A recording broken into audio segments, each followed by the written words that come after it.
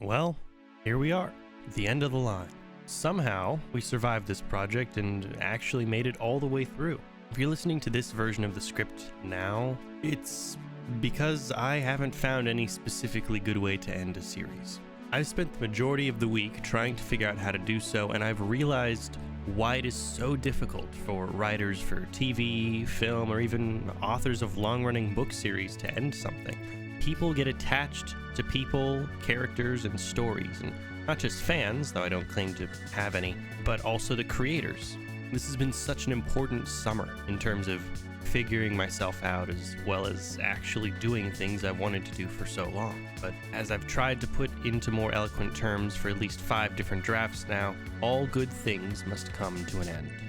As I've tried to see it, an ending is as important a definition as a beginning. An ending makes the beginning a solidified point in time that cannot be changed because changing it rewrites the importance of having it in the first place.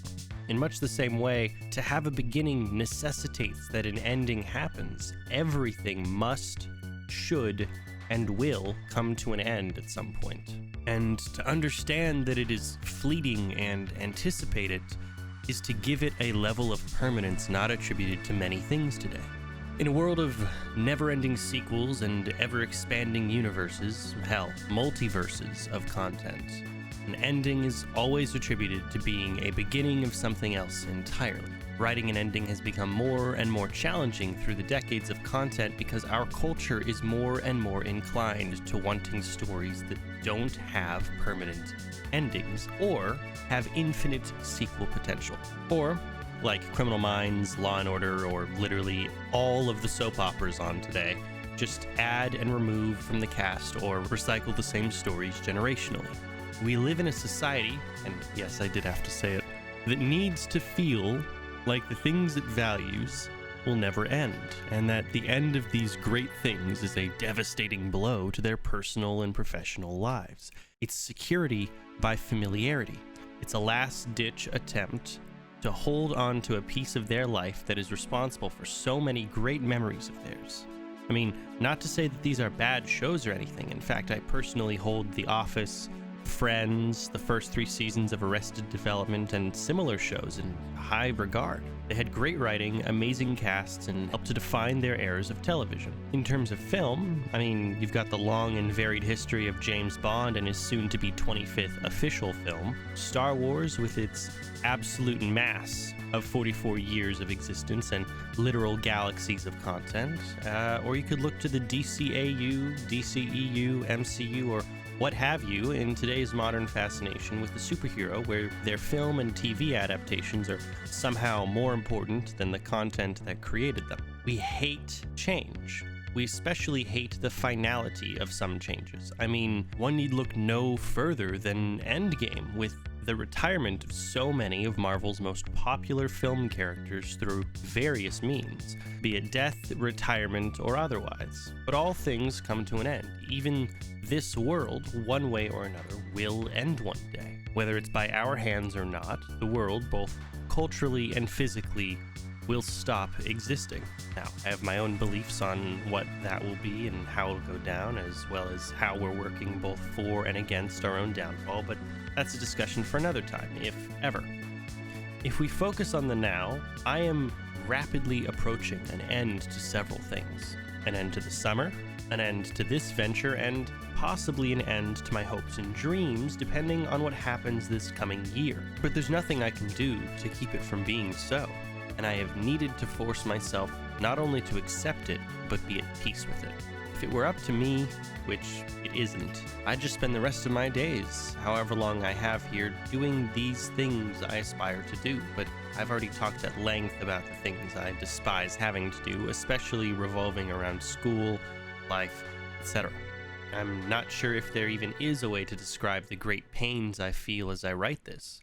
I even attempted in previous drafts to call it the existential weight on Atlas's shoulders, or the instinctual understanding and regretful acceptance of a painfully necessary action or event.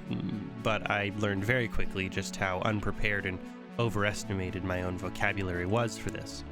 The fact of the matter is that I have changed. Significantly and possibly permanently, I have changed for better or worse. The absolutely freeing experience of completely focusing on creating content is one of the greatest feelings I've ever felt. Mountain of work? Barely noticed it. Long hours and sometimes sleepless nights? I have had worse and anticipated as much. The fact that I had to do everything myself? I loved it. I was able to decide for myself how I wanted to express my stories, and there were no editors or executives, no board of directors, no tenured professors or whatever hanging over me and constantly modifying my stories to the point that my voice is entirely lost and my product becomes something else entirely. But alas, they must all end. When I think of good story endings, I'm most often reminded of the classic fantasy authors and massively important intellectuals of their time, J.R.R. Tolkien and C.S. Lewis. They understand the importance of endings and the need to make them great. No one likes a bad ending, and in recent years we can look to HBO's Game of Thrones and the absolutely devastating debacle that was their series ending. Everyone's expectations were destroyed in the worst way possible, and looking back on it makes watching the rest of the show less and less appealing. There is no payoff, but at least it's final, right? No. People crave a good ending almost as much as they crave a never-ending story. Aragorn becomes king. The One Ring is destroyed. Or Aslan destroys the Shadowlands and leads the Narnians into Aslan's country. The Pevensies, save for Susan, die on a train and are taken to live with Aslan for all of eternity. There are good endings, and they can come from great strife, but they have to be good. Otherwise, what are we doing all of this for? And who cares that we're doing it at all? So I say to all of you, this is it. When this is released, we will be 91 out of the 92 days through the project, and we will all be 13 weeks older. I certainly feel 13 weeks older, and it's a good thing. If all things must come to an end, as I believe they must, then let this end be a celebration of the journey to get here, rather than a eulogy of something cut short. Love the experience that it was, and don't find remorse in what it could have been. I was able to talk about the odd and widely unknown story of the rise, rule, and fall of Fry's Electronics over its 34-year story, and the terrible internal practices that led to its slow downfall. I lectured for around 53 minutes entirely about the history, corruption, and absolute state of the American university system. We spoke in detail about the beautiful and often shortchanged story of Brown versus Board of Education, one of the most important Supreme Court cases of all time. We spoke twice about the beautifully odd history of Coca-Cola and its important place as an American icon. We spoke about the great lost show that was 2004's The Batman and the terrible intervention of the higher-ups and their everlasting need to appeal to an audience that just doesn't exist. We spoke about the intricate relationships and history of the creators of Dungeons & Dragons, the game that started it all.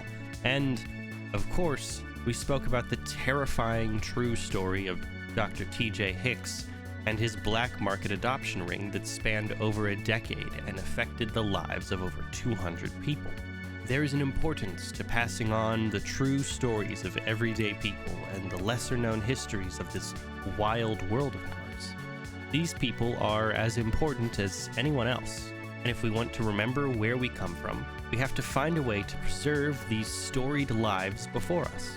I've done what I can in the time that I've had, and I will continue to do so, though it may be some time before my return. I've got to settle some things here, and I need to prepare for the unknown of this semester, so you'll see when I come back. I'm pushing for mid-September or early October, but we'll see what happens. Either way, I will return. This project may be over, but my story isn't. I've still got many stories to tell and many more ideas to try out, and so I'm not going anywhere if I have anything to say about it. And with all that said, I'll see you when I see you. Same bat time, same bat channel.